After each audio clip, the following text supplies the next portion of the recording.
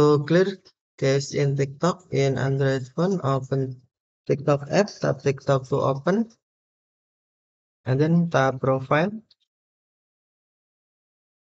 Next, tap more icon or three line icon. Select settings and privacy. And then scroll down the screen. Select free up space. Next, on cache, tap clear to clear. Clear your cache to free up space. This won't affect your TikTok experience. Tap clear if you sure. Clear cache, tap clear if you sure, or tap cancel to cancel. Okay, thank you for watching. Have a nice day.